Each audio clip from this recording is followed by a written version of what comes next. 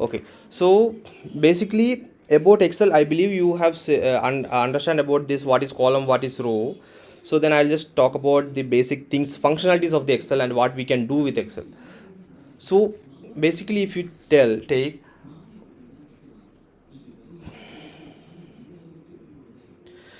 so Excel can do four things for us mainly. So one of the main things which we use Excel is to store data. So like for example, if you are a student, then you can store the data of like what all subject you are studying, and what all the subjects you are studying, and on which day you have a class, yeah, for the subject. Or if you are a school, then like the list of students based on their ID and what is their name, in which class they are studying, what all subjects they are studying, or what was the mark they have taken in term or exams and all. So all those basic details we can store it. So if it is a store, then what all purchases they have made, what all sales they have done, what about their employees, all these are data, right? So we can store all these data in Excel. So that is one of the main uses of Excel which we are using. So here for example, I have given a data of actually some transactions. So this is like a transaction number, and then the date of the transaction, and what was the sales happened, and who was the sales rep. So yeah, this is actually a data of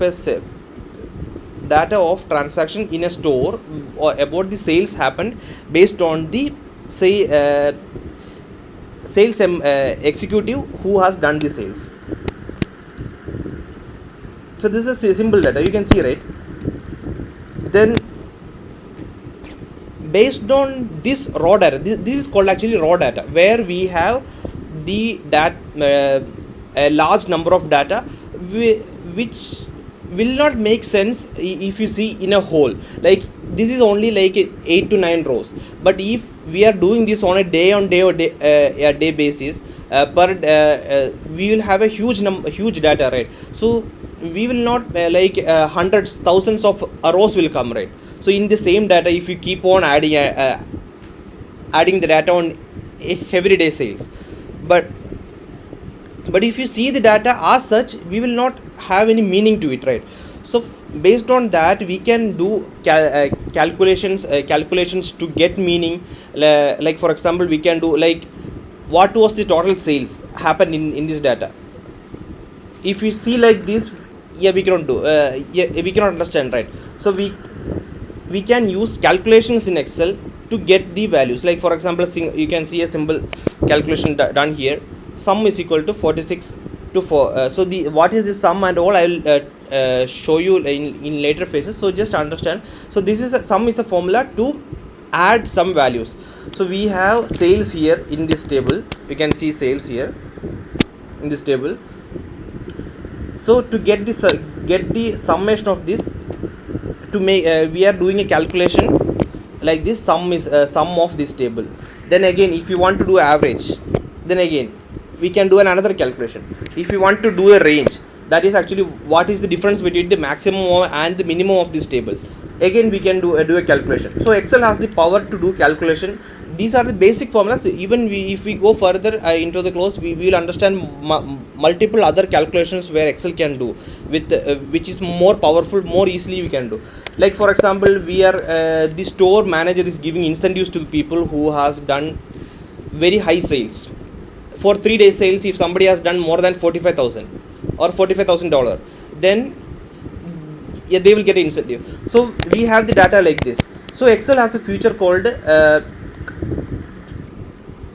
pivot table, which will convert this data into a concise, summarized manner. Like we have a sales rep, what is sales done. So this pivot table, what it is doing is, based on the sales rep, what is the total sales. So based on the sales rep, what is the total sales done.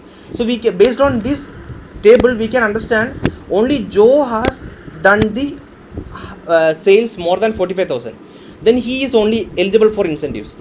So so we are actually here doing an analysis based on the raw data. We are doing analysis to get information for us. So based on the raw data, we are doing analysis here to get a useful information. So from this raw data we are getting useful information here, that is like whom to give incentive. Then to get more analysis, like each day what was the sales, did any day have a higher sales, like that for like base per day. So what is the total sale? Here I have used another calculation to get the analysis. You can see this is a for conditional sum formula. Again I'll show you this in later classes how it is done. So for this particular date, what is the total sale happen? In the second one, for this particular date, what is the total sale happen? For this day, what is the total sale happen? You can just see like the 3, 12, 14. So this is 3, 12, 14. If you see, these are the 4 rows, right? You can see in the bottom what is the sum given, 62, 366. This is the same, it is given here, right? And again this is actually a bar chart of the same. So these are actually an analysis on basis of the raw data. So this also we can do in Excel. So in this bar, if you see, on 13th we have a higher sales, and 12th and 1st it is almost like a middle of them. Based on this bar we can understand, right? So this is actually a visual representation and a numerical representation. These all analysis to convert the raw data into useful information we can do in Excel. Then the fourth use actually is the visual representation. So what we have done, this pivot, this week, this is actually numerical representation in pivot, but here we have visual representation, like each person how much sales they have done. This is also another form of analysis to give us a visual perspective. So these are the main uses of Excel. One is actually to store raw data and to make calculations on the raw data, then do a analysis on numerical basis, and to give a visual perspective of the analysis which we are doing. So definition of data analysis actually is to extract some useful information from the raw data. So that can be done directly from the raw data using these tables, or by using statistical methods like doing some calculations and deriving some useful information to make decisions. So like if a manager wants to do some changes in his marketing based on the sales, like some days sales dropped, started to drop because of some reason. So manager, if he sees the data that sales is dropping, then he will understand that we need to do some extra marketing, or we need to give some discounts to increase our sales rate. So that is actually making decision, a data driven decision. So we have a data which informed us that sales is dropping on this date. Because of that based on that information, the manager is telling these days we will do some discount to increase our sales, or combo offer. Like that, he will do some different strategies to increase our sale. So that is actually called data driven decision making. So the Excel enables us to do the data driven decision making. Excel, and if you go higher, we will have Python, SQL, all those things, but our starting point is actually Excel. So this is what Excel basically does. If you have any questions or anything you want to ask, you can just ask me, no issue. You can even interrupt me when I'm talking if you have any query or doubt.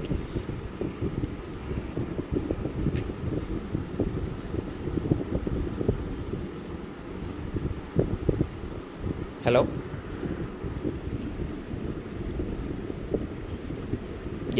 Okay, then I'll just continue then if there is no query. Okay, then we'll just see, this is basically what Excel does. So then we'll just go to the next type, that is data types in Excel. So Excel, you have seen multiple numbers and details we have used, right? So like for example, your name is written, so that is actually called a text, right? Then you are writing that what the sales or a date in Excel, so that is actually categorized as numbers. So like for example, if I give my name Kiran, so you can see this is actually a text. If I give like 10, this is considered as number, and you can see, right, text, you can see where in that cell, this one particular cell, where the data is getting stored. So when I typed a text, it aligned to the left side of the cell. So that essentially means whenever you are typing a text, it will always be in the left side, and whenever you are typing a number, it will always align to the right side. So then visually, if visually we can understand that this 10 is a number, and Kiran, what I have mentioned, is actually a day, is a text. If I just type yes, it is a text. Since it is aligned to left side. Like then we have another data type that is actually Boolean, where we are giving true or false. Like if we are making a table of attendance, so there we need only against that employee ID on particular day he was absent or present. We just need two. One is true, one is false. So true or false will be always capital. Even if I type true in small letter, and if I click enter, it will become true, like true, that is capital letter. Then error. Excel also has error. When something is not doable, Excel will throw error. Like for example, if I give 10 by 0, you know, right, in math operations we cannot divide a number by 0, right? So if you do like that, then you can see Excel is giving error. So this is also a data type in Excel. We need to handle errors when we do calculations and all. So then next is empty cells. Okay, so I'll just give another example of text. I'll give 10,000, another example which is aligned to the right and text is aligned to the left. Then Boolean operation false. If I just change the spelling, FSLE. So this you can see it didn't convert, it didn't automatically take as a Boolean operation. It is now considered as a text. But if I correct the spelling again, it became a Boolean operation. So next, if I just do another function, like for example, I just gave equal to initiate a formula in Excel. So whenever you want to initiate a formula, start a formula, we will give equal to, and we can select what operation we can do. So you can see, right, whenever my mouse is moved, these columns are getting selected. So if I want to do sum of D3 plus D4, you can see both are getting selected. If I enter, it is a value error. This is the error. So one is a text data type, one is a numerical data type. We cannot add both, right? So that is a value error. Then, so give you a more understanding of this. So like for example, I will just show you this one example. You can see here I have taken some data from a website. So you can see these all is aligned to the right side, but here it is aligned to the left. You can see, right? Yeah, just now we understood text aligns to the left and numbers align to the right. Then visually we can understand this is a number, this is a text. We'll just show you what is the difference when it comes. If I just, previously you have seen this sum function, right? So I'll just take this as a range and I will just enter. You can see I'm getting a value. If I do the same here, type sum, and I will go here and I will select entire this row and I enter, you can see it became 0.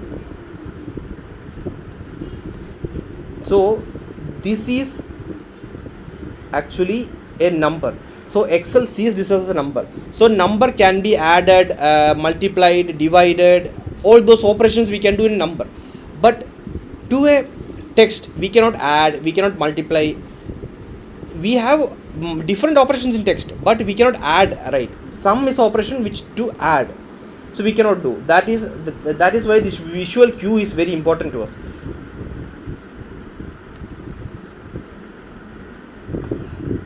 Then next one, again and another one. you can see in Excel, date are considered as numbers. Dates are considered as numbers. So dates, whenever you give a date, it will automatically get aligned to the right side. You can see this first 5 are aligned to the right, but the sixth one is not aligned to the right. Can you tell me why it is not aligned to the right? Can anyone tell me?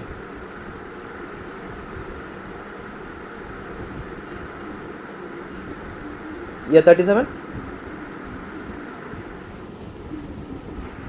Okay, so yes, it is the same. The 37 is not 37 is not a day only has 30 days, right, in a month. 31, 28, 30, like that. So if I change this 7 to 3, then you can see, right, it automatically changed to a number. Excel identified it as a number. If I do undo again, that is Control Z, or if you are using a Mac, Command Z. If you do that, then you can see it again became a text. If I am changing the text, I am changing it to 1/3/2005, and Excel identified it as a number.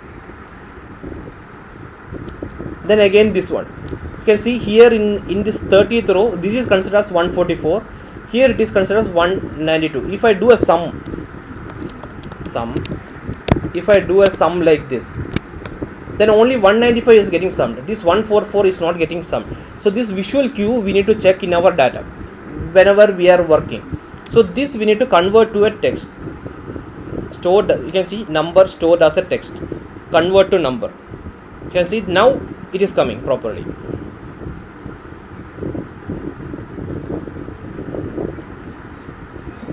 Then we will just go to next one, data sets.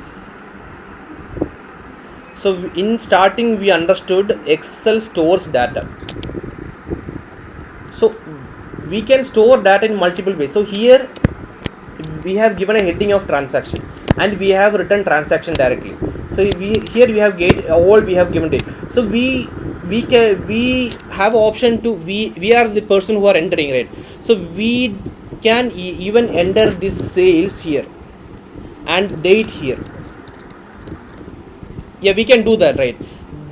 But for maintaining, there are some practices and rules for maintaining a data, so that we can use that for analysis. So if we enter a sales here and give the date here, then we cannot actually, the data is not correct, right? So data will be proper. If we do this table or this chart, it will give us a wrong data, right? So for not giving the error, not giving that, we have certain practices which we use to extract useful information from a raw data. So we give some rules, that is, what is a proper data set. You can see a proper data set will have a field or a column name. You can see we have 4 columns here, and each column is having a name: transaction number, date, sales, and sales rep. So if you entered and you left and somebody new came and they saw this data, they know what is there in that column, right? So you should always give a proper column name. Then second one, if you are entering a student data, then each row, to identify who is the student, you need to have a specific ID, right? Like student ID. Then each row will have like 1, 2, 3. Against that, what is the name, which class, and all. So each row we have ID, right? So in a proper data, we should make IDs to represent each, like transaction. So each row has a transaction number. It will be different. It will not be duplicated. So student ID or employee ID or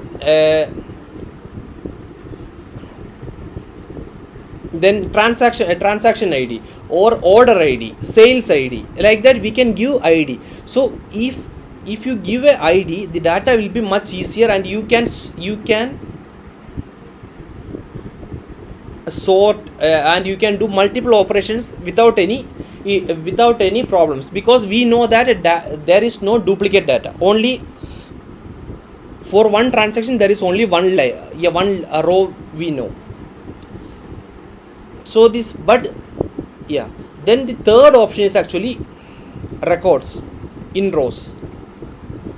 So we have given date here, so in the rows we should enter all the dates properly. So we can just give blank here, but that essentially will not serve our purpose, right? So we need to extract useful information from this data, right?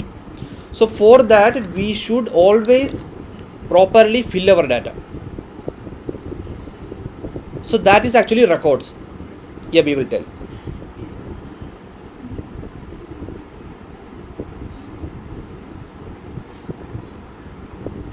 Then these headers also we should not keep empty, like this one, sales. If I don't give this header, when somebody else comes and looks, they will not understand what is that, right? So always keep header and always keep it formatted. Formatted means give border, and then for a fixed data there should around the data it should be blank cells. So then the Excel will understand this is a data, this is our database. If we add a different table here, it won't be an issue. Excel will consider as a different table. But instead of that, we just write like this. I am writing some comment here. So what Excel will do, if I just do an operation to filter this table, if I do operation to filter this table, like filter operation, custom filter, then you can see Excel is considering till here as that a database, because we joined this and this column together. I'll just show you. Now I am removing this filter and I am removing this data, and I am just selecting this. I am just selecting this line and I am filtering. See, Excel did everything. Yeah. So this is now the table which we need. So the then, for example, so around the table there is no other data. Then we have company names, what is the date and our number of employees on that date, net income and income per employee. So this is a proper table with a company name as the unique record. But again, here actually student ID as unique record, and we have multiple data. But there can be data where there is no unique key. Like for example, this table, this is the sales on a date, this sales happen, and this product, same day another sales happen with this product. Then you can see, right, there is no unique. Always the data will get repeated. So these kind of data is also there. Like for example, the original data which we saw here, there is a transaction here, but even if we don't give this transaction, we can extract some useful information from this table. Yeah, like for this table, for each product what was the sales happen, or we can do like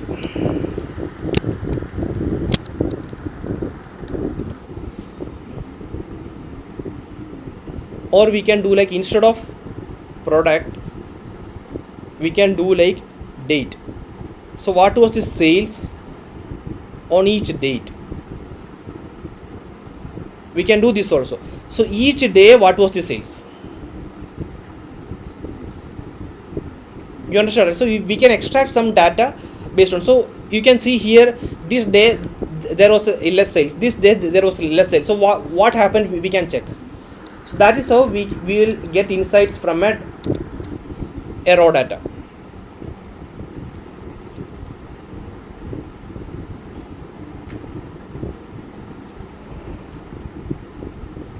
Yeah. So then next,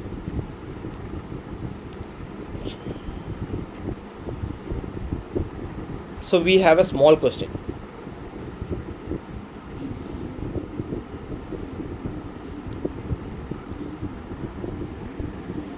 Yeah, so the problem number 12, if the grades for classes were 2.9, 3.2, 1.9, 3.8, 2.5, what was the average mean of the class? So this is a small problem, we can directly do it on hand, but the same thing if we have like 1000 rows, 1000 database, and it is there in a line. So what we will do, we need to, for that we cannot again sum all the pin manually and then again divide the number of right. So for that we will use Excel. So if all the data is there, then so since this is not there, this since is a small one, I am just uploading like grades. I am giving a small table heading grades, then I am giving a color so that they can understand that is a heading. Then I am entering the values 2.9, 3.2, 1.9, then 3.8 last. You can see we have a, but then giving a format to it. So now it is in it is formatted. So first one is a table, so first one is a heading, and we have our data. So to get the average, so what we need, average, that essentially mean mean. In statistics average there are multiple averages, so this here they have asked mean. So for that Excel we can do, what is our average, that is actually sum of samples by number of sample. This is our formula for average. We can do like this, taking sum by count. We can use two formulas like this to get our average, but Excel is actually already Excel has already made a use a function so that we don't have to write multiple lines to get anything. Like for average, we can write AV average and select what all the numbers which we need. Can see average, right? So I have a place and it is colored in differently, so I can come here and select, or I can use my arrow keys. I can see, right, when I use arrow keys, the number, the cell is getting differently selected. So now I am in A12, but we need A12 to A16. So I press shift button and I press down, so it will select everything till where I stop. I remove the shift, then I close the bracket and I click enter. Then you can see we got the same number, right? So Excel is giving, so you can see itself what is the formula we have written. It is a big formula, and if we check below we can see a small one. Then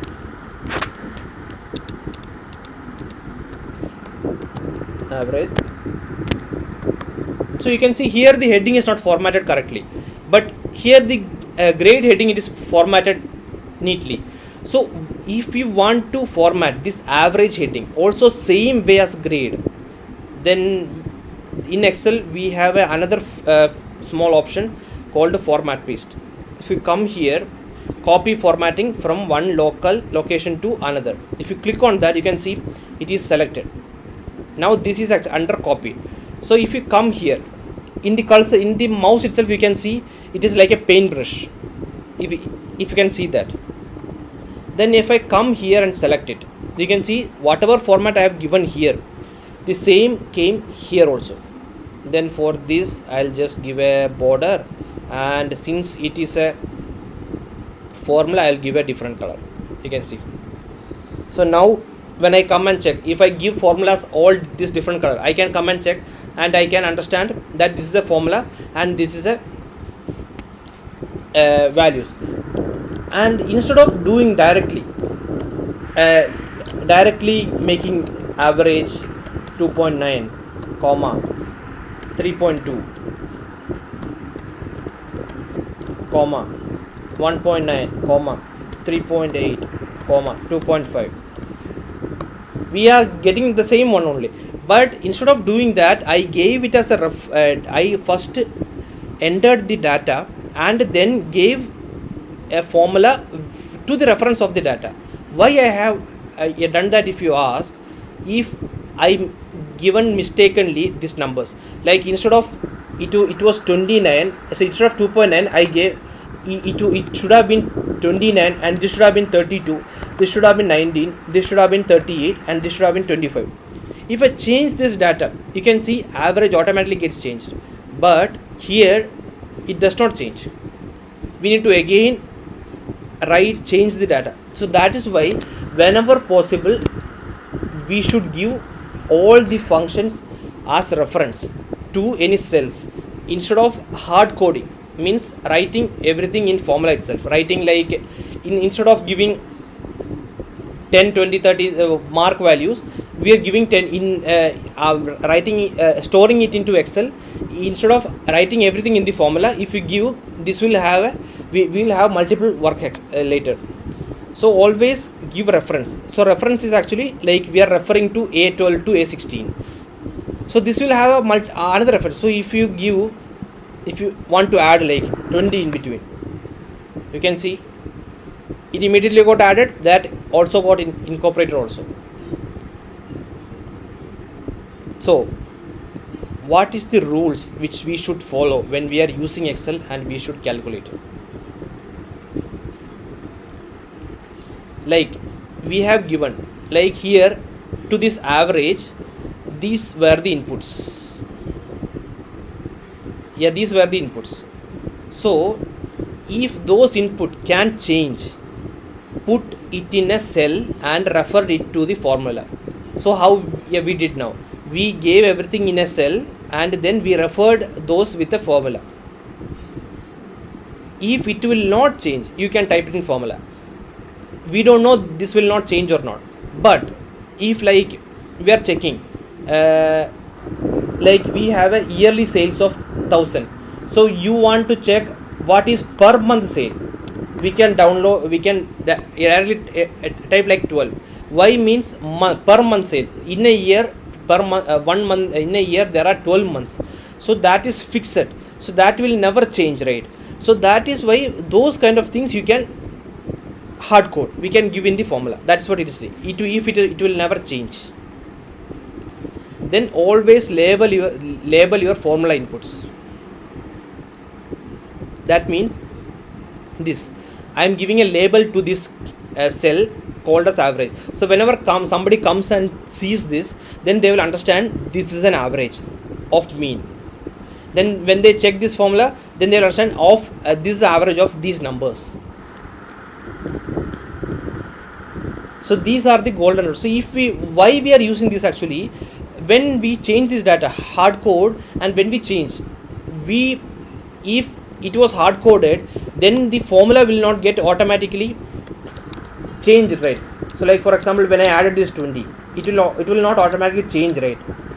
So when I removed that 20, it became the old value, right? So like that, the formula will not automatically change if we hard code the numbers. That is why we use always this cell reference instead of giving hard coding inside this formula. Okay. So in Excel there are multiple formulas we can do, calculations we can do. I'm just giving no. Okay. So you can see formula. So till now we have done calculation in one particular cell. You can see that we gave equal and we just wrote our formula. In the like example, we did adding the sales column, then calculating average of sales, adding with the condition, then formulas starts with equal. Always a formula, when we write, we will start with equal, then formula element, there are actually equal sign that we will initiate to formula. Cell reference, where we gave a reference to a cell, then mathematical operators, that is plus, minus, multiplication, division, modulus, all those things. Then numbers, like if we are not giving a cell reference, we are giving a hard code number, like for example I told, dividing a annual value by 12 to get the monthly value, because 12 is always the number of the month in a year. Then there are multiple functions we can use to achieve our calculation, like sum, average, which we have seen. Then there are comparative operators which are used, like greater than, lesser than symbols, like to evaluate, like for example, if I want to check 1 2, if I want to check if 1 is greater than or equal to 2, it is false. But if I change this 1 to 3, now it is, so whatever value is there in D14 is greater than E14. That is what it is telling. So same thing, so this operator is there. Then ampersand, that is actually to use to join, like we have one value 1 and we have one value 2. So what I can do is, if I give this D15 ampersand E15, if I give, it will become like, but this is not a number, this is a text. If I just give, like instead of this Kiran, say Kiran 2, so instead of that Kiran Kumar, if I give, you can see it became Kiran Kumar. So it will just join the two, whether it is number, whether it is text, it will join together. So that is what ampersand does. Then double quotes, if you want to give a text, we can give revenue. So inside formula we can give like that in text. Then the mathematical operations, which process the mathematical operation follows. So whenever we have multiple, like inside a calculation, if we give multiple operations, what it will do calculations inside the parenthesis. Then it will do, if any power or root is there, then it will do that. Then it will multiply, then it will represent, then division it will do, then it will do addition and subtraction. So these are the operatives, that lesser than, greater than or equal to, lesser than or equal to, not equal to, and join symbol. So this I'll just show you, these are the order of operations which the value is done. Just briefly went through, we just do some calculations in this, like, so this is the table which we started with. So for this table we will do some calculation, we will just do some calculation, like, so as it is said, to start a function, what we need to do, using a built-in function, we need to give a cell. So equals to, I initiated a function. So now what we need to do, we need to take the total sales. So to do sum, we have a function called sum in Excel. Then we need to refer this to a range, or refer this to a cell. If we refer only to this one particular cell and close it, then you will get the sum of that.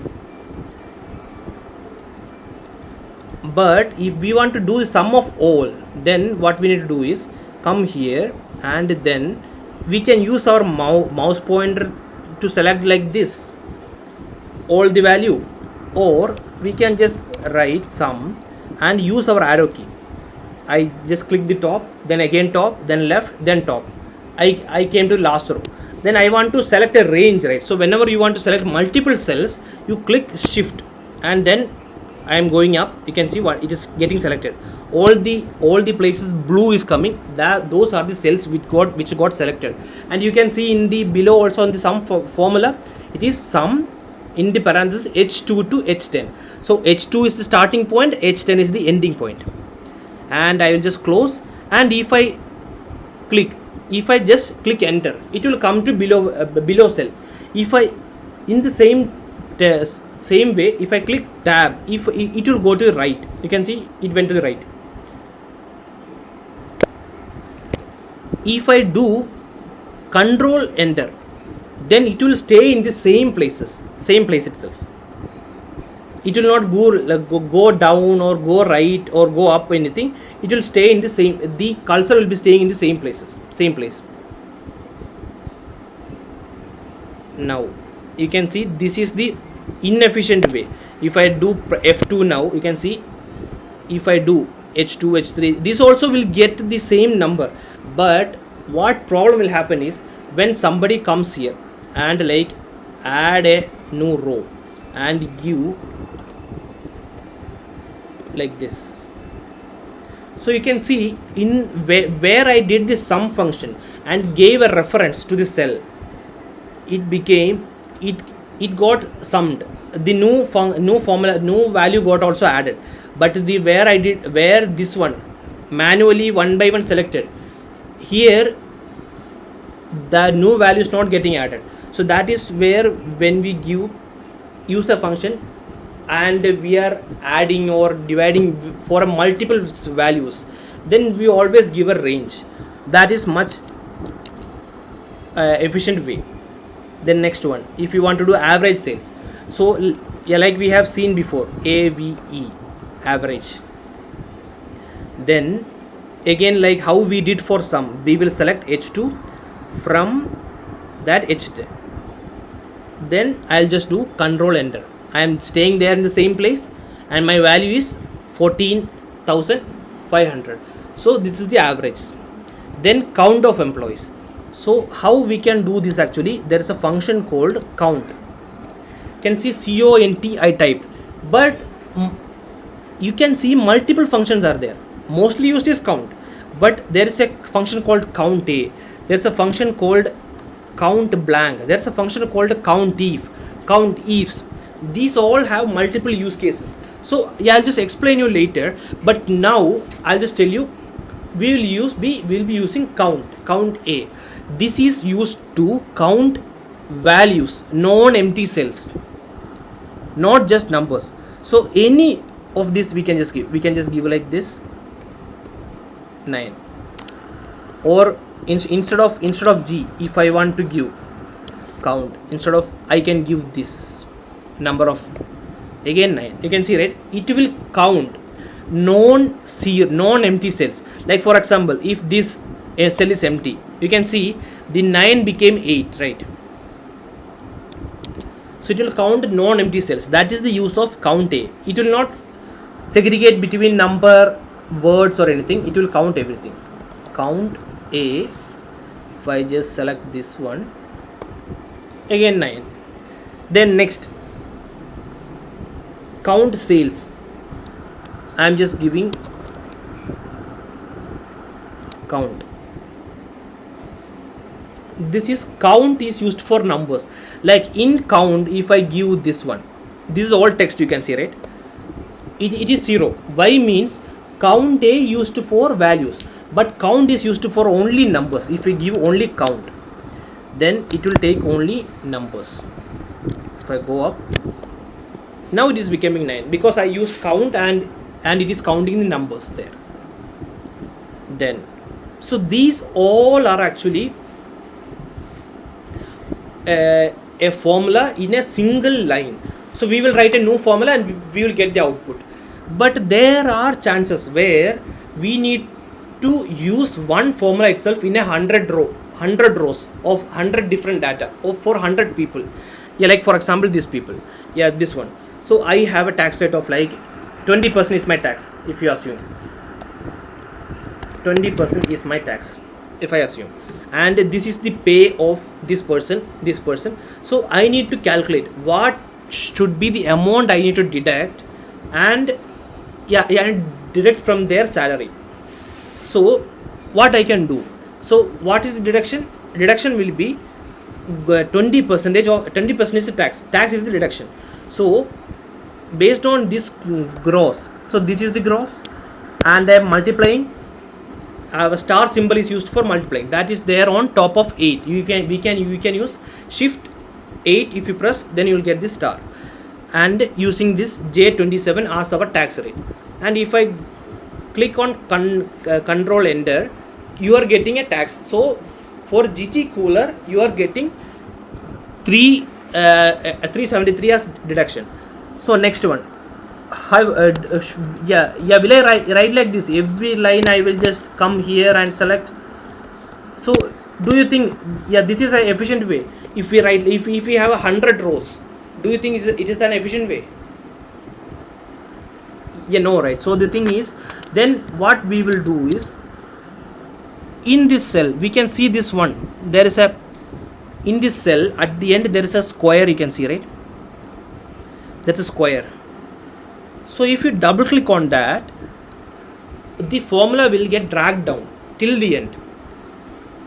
But now what happened? All the value became 0. Only first one got the value. If you go to the second one and check the formula, it is C. Here it became G28, because from here in the starting it was G27, J27. So one row it became down.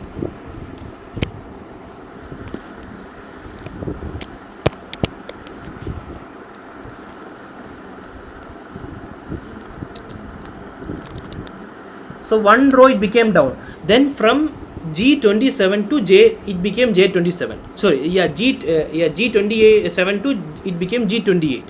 Then the next one, again, what it is? G29. So first it was G27, second it was G28. Next one it became G29. You can see, right? Whenever you are reducing one, you are coming down, one row is getting increased, one number is getting increased. You can see that, right?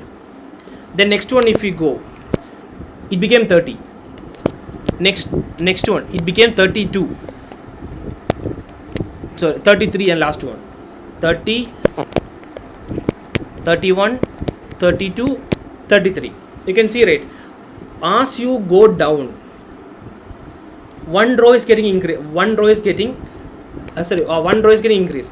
But our tax rate is only on J27. It is not on every line. So we should calculate based on this one cell, right?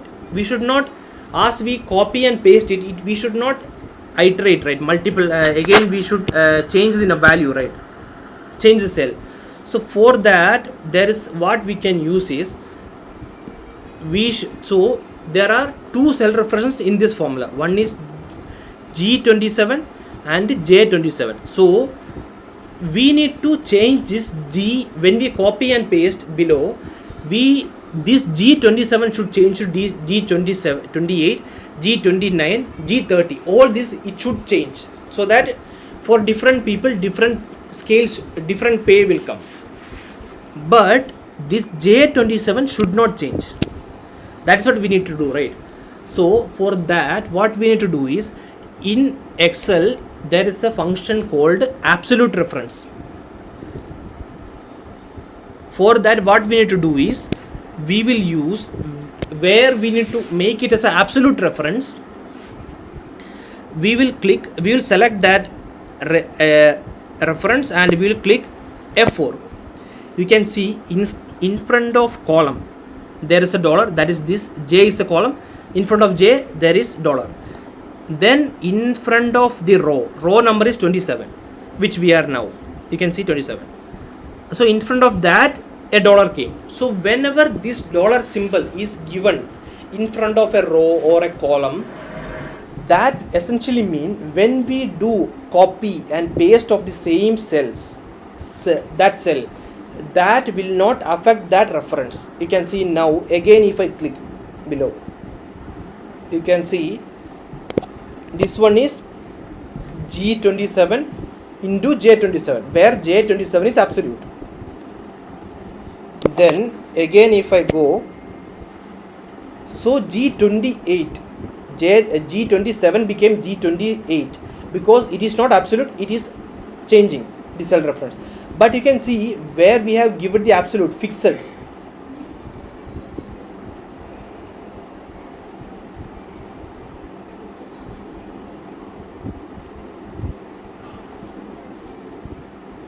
Yeah, where we have given fixed J27, that year did not change. Here also it was J27, here also it was J27. Next let's go G28, G29 it became, it is referring to this cell, but this J27 it is still same. You can, yeah, you understood, right, this one? absolute reference.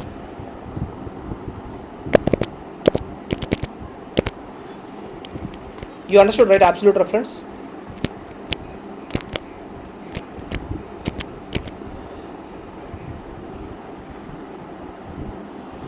Yeah. Okay.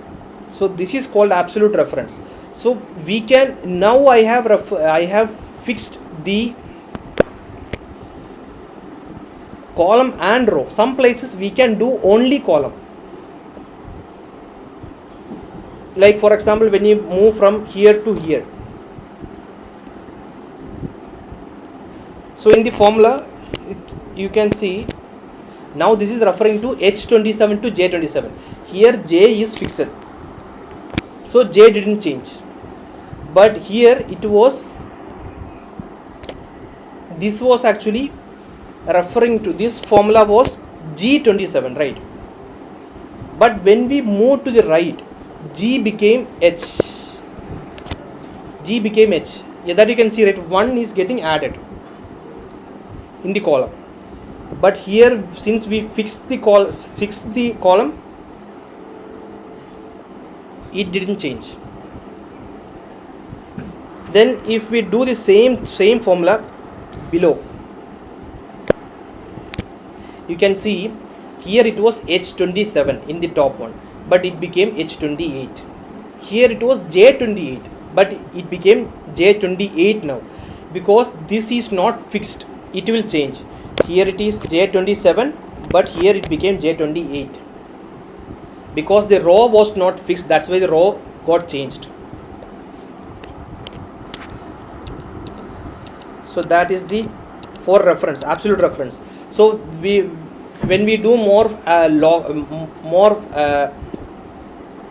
functions, then we'll understand this absolute reference and relative cell reference. Wherever this dollar sign is used, that is actually absolute cell reference. Then if we go below, another function. So we are using a math operation. So this is the mark I got. We are assuming these are actually marks we got in, many people got. You can see this many are there. 13 entries are there. 13 entries are there. So these are the marks which we got in a quiz competition. So, and this is the score I got. Yeah, let's assume. Then I want to find what is the average. So we have used function called average previously, formula. So, and we are referring to this entire list, and if we enter and control enter, so now we got the average. You understood, right? So what is this here? So here X is this and this is the average. So what we are actually doing is actually doing standard deviation, finding the deviation actually. So standard deviation we are finding. So that how we will do is actually we can do minus this one and up to. I gave like this, but what happens, it is coming a different number. It is standard deviation always it should be lesser than average, but this is not coming properly. Why means we have already seen in what order Excel operates. So if we come here again, come to our Excel reference, you can see parenthesis first, then cell references, then negative, then conversions, then first it will do exponents. After exponents only they will do minus, plus, addition, anything. So here first it will do like this, then F38 minus this square. So for that, if we want to change that, we need to do like this. So we need to tell to Excel, first you need to do this calculation, then only do the square. So now if you see, you can see now 2.67 you got. This is standard deviation for 1. So now, like how previously we did, if we want to find, so we already have the average, we want to find the standard deviation for each and every score. So same way how we did F45 minus the standard deviation. Now my question, so if I enter and I drag below, will that be correct? Because you can see both are actually relative cell references. So when I copy drag below, what will happen? This G38 will become G39, right? And G40, then G40, then G40 will become. So, but my my average is there only in G38. So this should be a absolute reference, right? So I will just give absolute reference, and after that I will just drag below. You can see all the standard deviation come properly. If I come and check here, it is checking with G38 only. Then standard deviation square, that is essentially what we did above. That is, we will just do here and we will just make a 2. Why we are directly giving 2 here means because square, that is always done for 2. When it become cube only, we are changing the value to 3. So that's why 2 we are doing a hard code there. So I am just selecting everything and I am dragging till now. So this is this deviation square. Now what we need to do here, total deviation square. So I need to find the sum of total deviation square. So we know a function called sum. We study. We'll just select which places it is. So this length. So I'll just give enter. Next one, square root with the square. Okay, I want to do a square root of this. So in Excel there's a function called sqrt. This will take square root of a number. You can see square root number. So if I just point to this, it will take square root. And there is another option where we can do square root. So square root essentially mean 1 by 2 in exponents.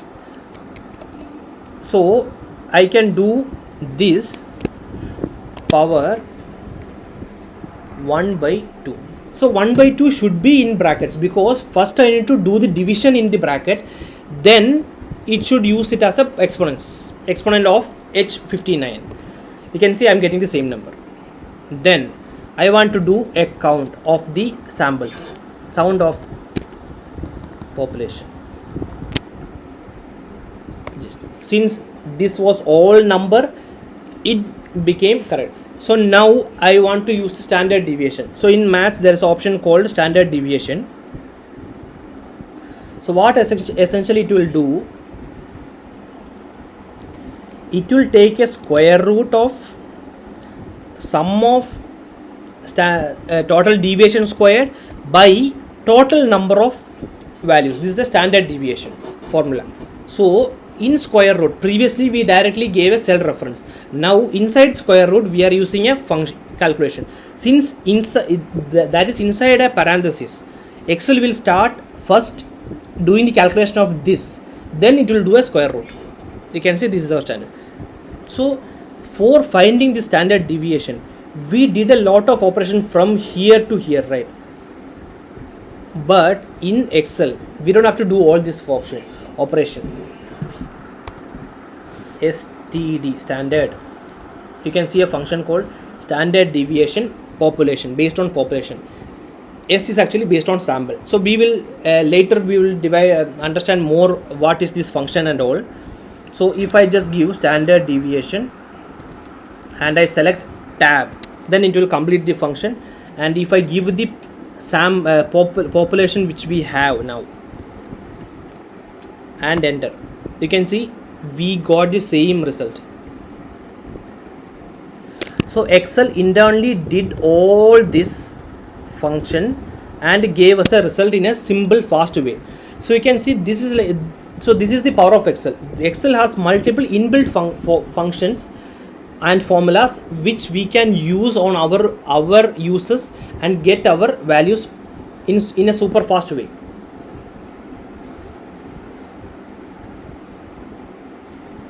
Okay, so now this was a very small data, but you can see here I have some scores of many people. You can see this is going, it's a very long data.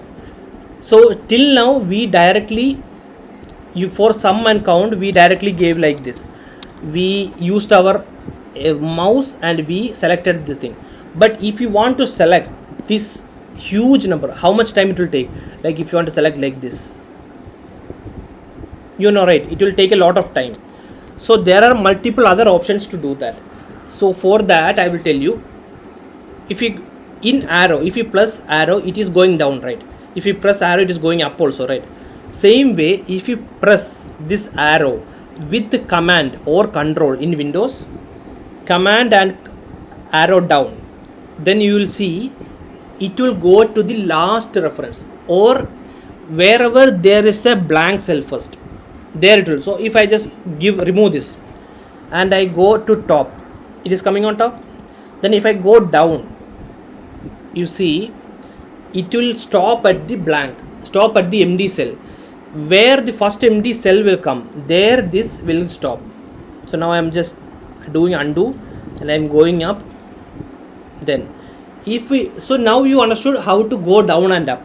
So now if you want to select it, instead of only pressing control or command, you will press shift along with it. So you will press control, shift and down. You can see now it is selected. And you can see below what is this thing. Total 2193 cells are there. 59 is our average and 1,30,000 is the total count, the total sum. So if I go top and if I want to do total, I have a formula sum. And if I go here and I will press control shift down, it selected everything. And then I just pressed control enter.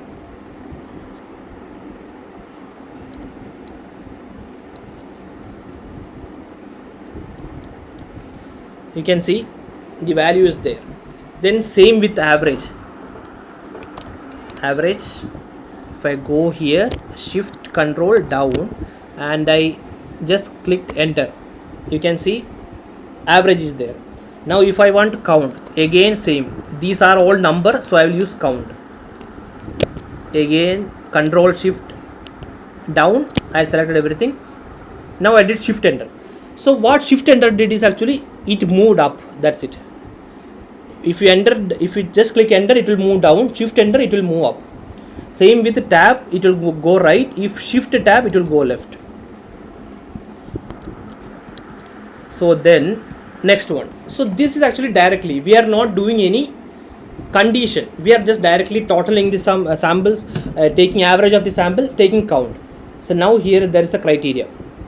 We need to have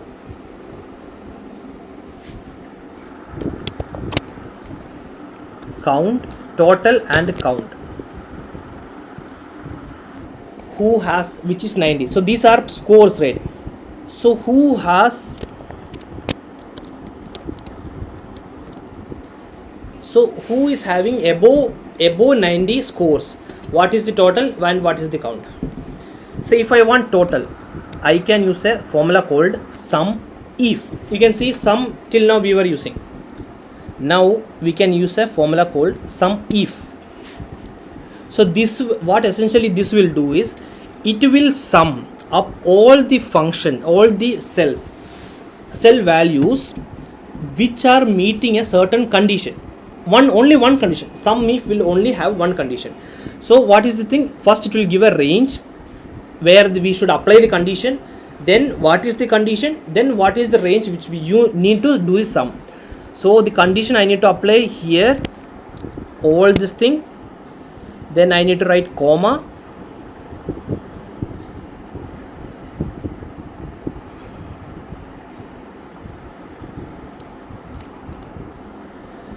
If I just do sum if, then I will go up everything, then comma, then we need to select the criteria. So already here the criteria is given greater than 90 with the greater than symbol. So we can directly refer it to that. And comma, which range we need to do the sum. Again come here, select all. and you can see this is the total. Previously it was 1,30,000, here it is only 7,400. So let's see the count. Same with, we have a function called count if. Same how we did sum if, here count if. So same, we'll give a range. Since it is counting, then we don't have to give a second where we need to give the, so we'll use the same criteria and we'll just enter. You can see there are 79 entries which scored more than 90, and the sum of that is actually 7,490. If so, since I have did a cell reference to this H74, if I want to check now 95, above 95, I will just change here. You can see these two are getting changed. That is only possible since I have done a cell reference of that. So if I want to do above 98 who are done, so there are 12 reference. So above 99, 8 people are there. You can see, right, how it is going.